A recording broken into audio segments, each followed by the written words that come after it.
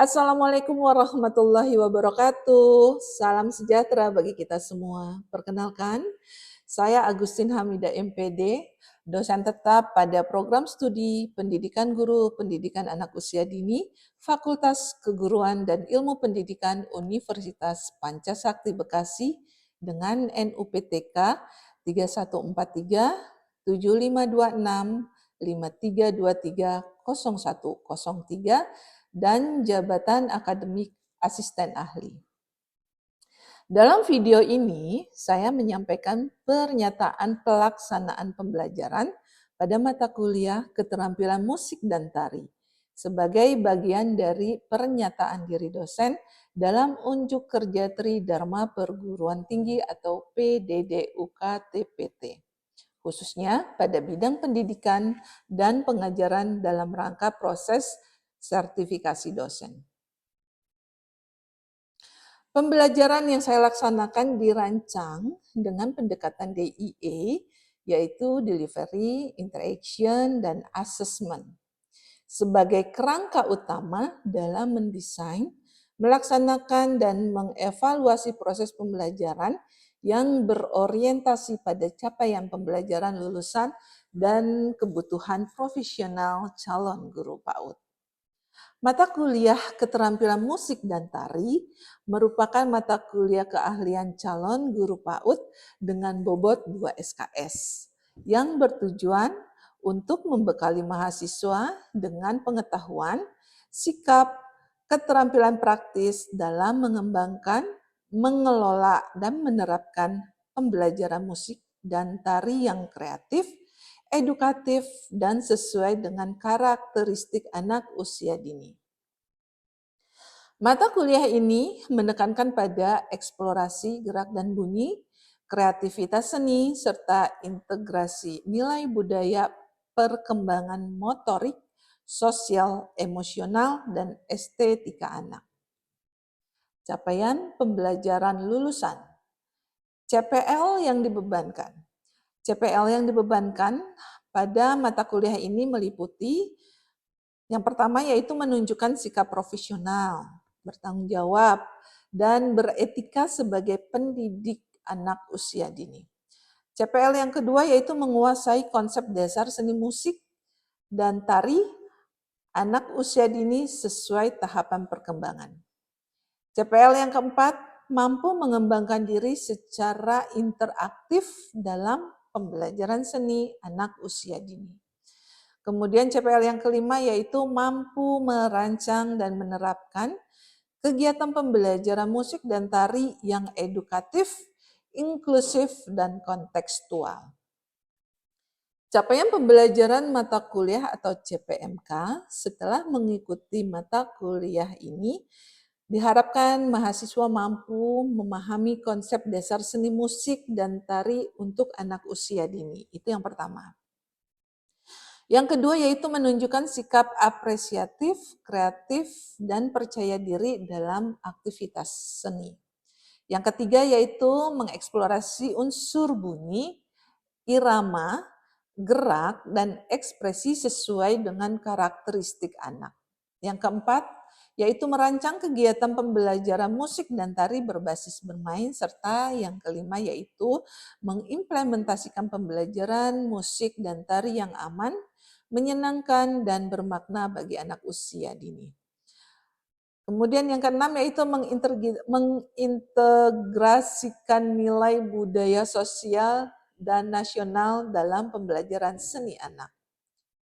Bahan kajian pada mata kuliah, materi pembelajaran yang disusun dalam 10 bahan kajian utama, yaitu yang pertama, hakikat seni musik dan tari dalam pendidikan anak usia dini. Yang kedua yaitu pendekatan perkembangan musikal dan karakteristik anak usia dini. Yang ketiga yaitu unsur dasar musik anak seperti bunyi, irama, tempo, dan dinamika. Yang keempat unsur dasar tari anak seperti gerak, ruang, waktu, dan energi. Yang kelima yaitu eksplorasi alat musik sederhana. yang tubuh sebagai media bunyi. Yang keenam adalah gerak kreatif dan tari sederhana untuk anak usia dini. Yang ketujuh adalah lagu anak dan iringan gerak. Yang kedelapan adalah integrasi musik dan tari dalam pembelajaran tematik PAUD. Yang kesembilan, pengembangan kreativitas seni dan ekspresi anak. Yang ke-10 adalah perancangan dan praktek pembelajaran musik dan tari di PAUD. Setiap bahan kajian dikembangkan ke dalam sub CPMK yang menekankan pada keseimbangan antara pengetahuan konseptual, sikap apresiatif, dan keterampilan praktik. Baiklah, saya akan jelaskan tahapan-tahapan pada CPMK ini. Yang pertama adalah tahapan pertama yaitu delivery, penyampaian pembelajaran.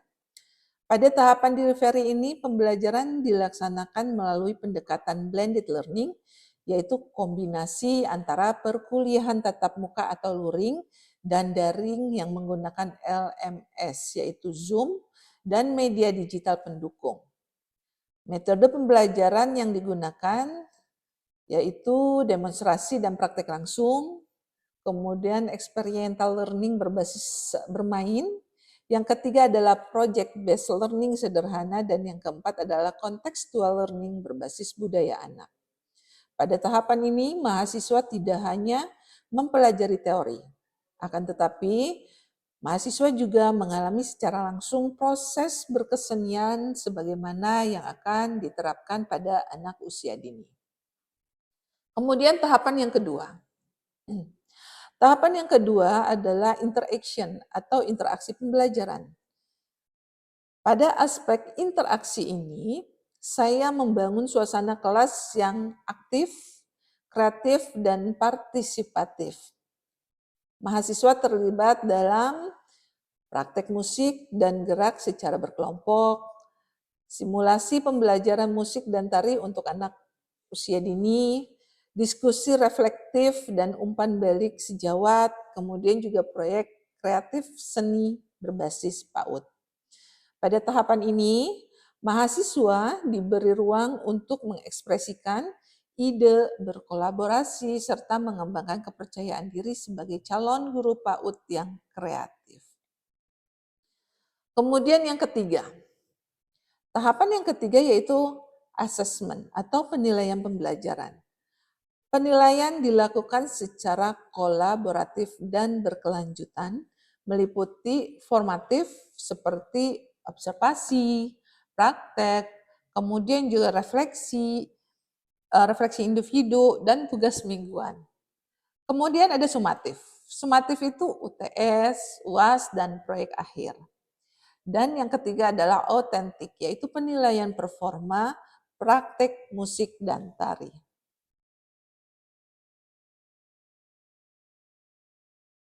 Instrumen penilaian digunakan yaitu rubrik berbasis 6C yang disesuaikan dengan CPMK, meliputi creativity, communication, collaboration, critical thinking, karakter, dan citizenship. Pada tahapan ini, mahasiswa diwajibkan menyusun portofolio pembelajaran seni yang mencerminkan perkembangan kompetensinya dalam merancang dan melaksanakan pembelajaran musik dan tari anak usia dini. Demikian pendekatan delivery, interaction, dan assessment. Saya berkomitmen untuk melaksanakan pembelajaran yang bermutu, menyenangkan, dan berorientasi pada perkembangan anak usia dini. Dan saya meyakini bahwa pembelajaran seni yang dirancang secara sistematis dan reflektif akan melahirkan calon guru PAUD yang kreatif, profesional, dan berkarakter. Berikut video cuplikan saya saat mengajar. Fisik motorik, manfaat untuk anak usia dini dan bagaimana menstimulasinya. Ya, jadi antara fisik motorik itu kan ada kinestetik, motorik halus, motorik kasar. Kalau kinestetik berkaitan dengan keindahan, makanya berhubungan dengan tari-tarian. Kalau motorik halus adalah kegiatan yang menggunakan otot halus atau otot kecil, ya, bukan jari, tapi otot halus atau otot kecil.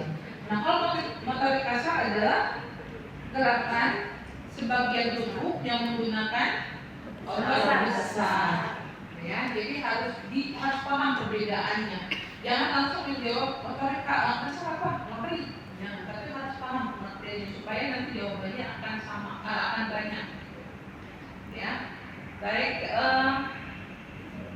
Semoga selama perkuliahan kemarin sudah paham antara hubungan nari, seni musik dengan fisik motorik. Nah, sangat penting sekali ya, karena berkaitan dengan gerak. Nah, jadi kenapa kita harus mempelajari motorik untuk anak usia ini supaya kita paham sejauh mana kesehatan anak. Karena kan kita bisa melihat langsung dari gerak fisik, ya, dari bahasanya kan berat gitu, dan wujudnya. Jadi kalau anak itu tidak melakukan gerak dengan leluasa, berarti ada sesuatu masalah, baik itu kesehatan ataupun yang lain sebagainya, ya. Maksudnya yang lain sebagainya adalah mungkin psikisnya yang sedang mungkin dimarahin atau yang lain sebagainya, gitu ya. Jadi setidaknya manfaat musik dan tari ini sangat bermanfaat untuk anak usia dini. Selain fisik motorik, musik itu sangat bermanfaat untuk anak, ya. Kenapa? Karena berkaitan dengan gelombang kerja, ya, sehingga anak itu bisa rileks, bisa senang kalau diiringi dengan musik. Ya, jadi bagaimana supaya kita bisa menerapkan gerak musik dan tarian pada anak usia ini, yaitu dengan menstimulasi. Karena pendidikan anak usia itu bukan belajar, tapi distimulasi, dilatih.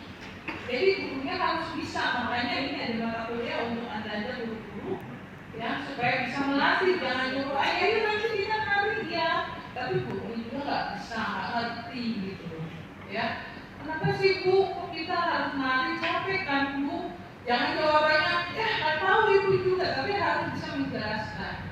Itu setidaknya seperti itu, ya. Oke? Ya, siap. Pokoknya harus distimulasi, harus diterapkan. Materi mata kuliah ini harus diterapkan pada peserta didik, ya. Oke, sekarang apa hubungannya motorik halus dengan musik dan tari? Siapa ya? Nina, mana Nina? Di kamar mandi dulu. Nina kok di kamar mandi? Oke, lanjut ke pertanyaan berikutnya. Yang berikutnya adalah pertanyaan yang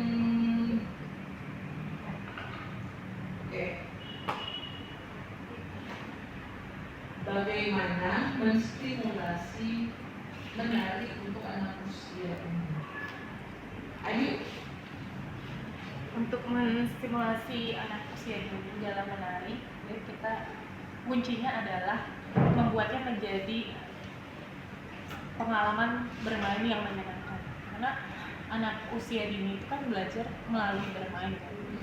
Dan untuk prakteknya sendiri kita bisa menggunakan musik-musik yang sederhana dengan lirik yang ceria dan juga kita bisa menggunakan lagu-lagu yang familiar dengan si anak ini, menggunakan lagu-lagu yang biasa mereka dengarkan atau kayak dari soundtrack film-film kartun gitu kayak yang mereka sukai.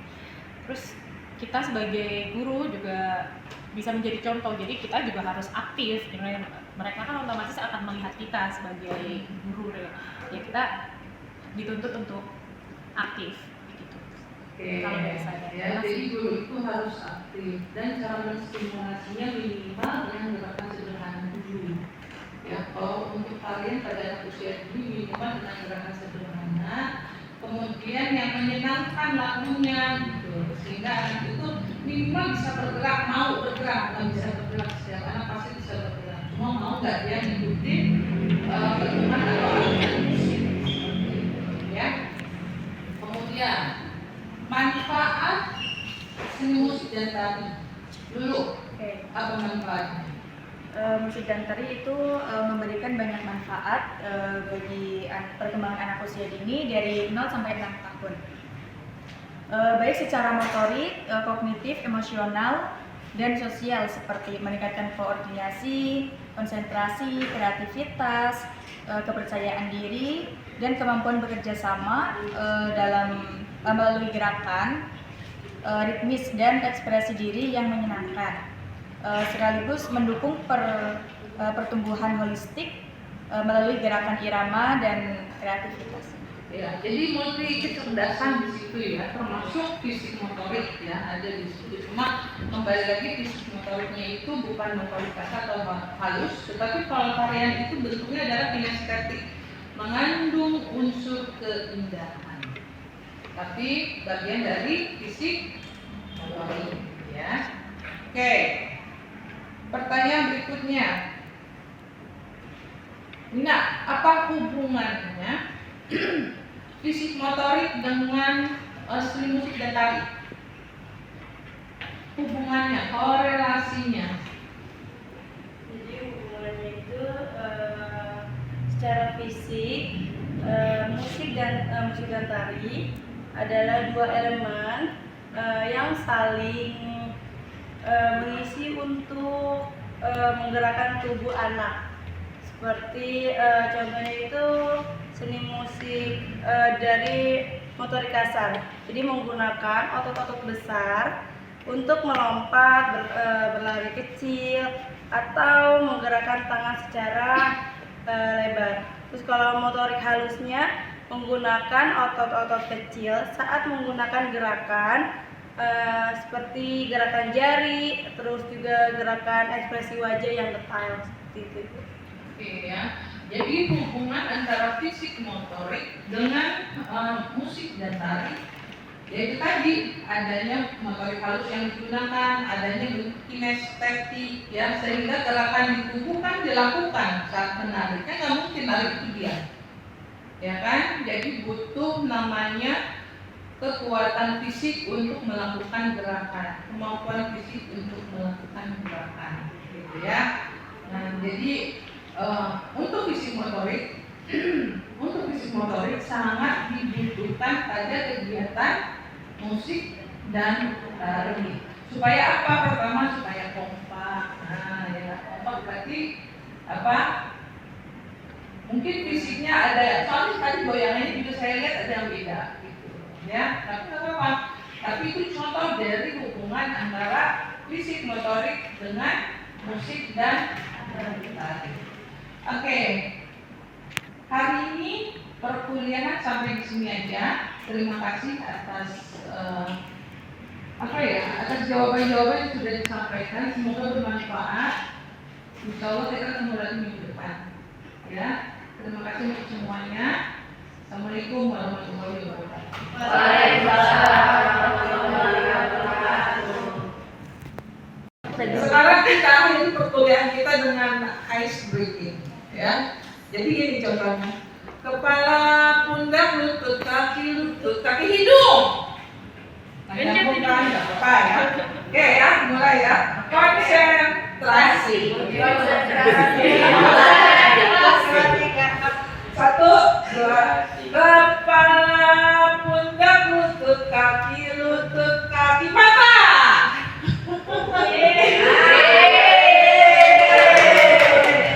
Oke. Kepala, pundak, lutut, kaki, lutut.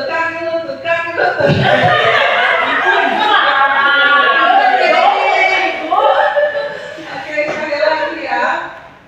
Konsentrasi. Kepala, pundak, lutut, kaki, tangan. Sekali lagi. Oke? Siap ya, konsentrasi. Kepala, pundak, lutut, kaki, mata, tangan, kaki.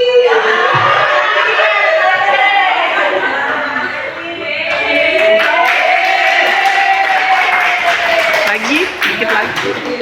Oke, semoga bermanfaat dan terima kasih. Kita ketemu lagi soal minggu depan ya. Baik, terima kasih. Ya, terima kasih.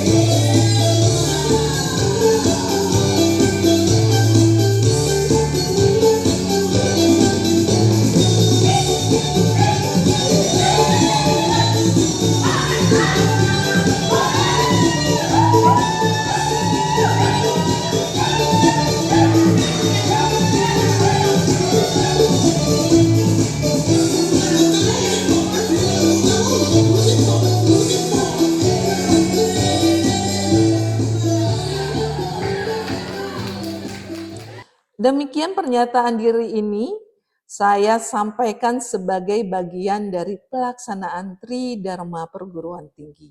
Semoga dapat memberikan kontribusi nyata bagi peningkatan mutu pendidikan guru anak usia dini di Indonesia. Terima kasih atas perhatiannya. Assalamualaikum warahmatullahi wabarakatuh.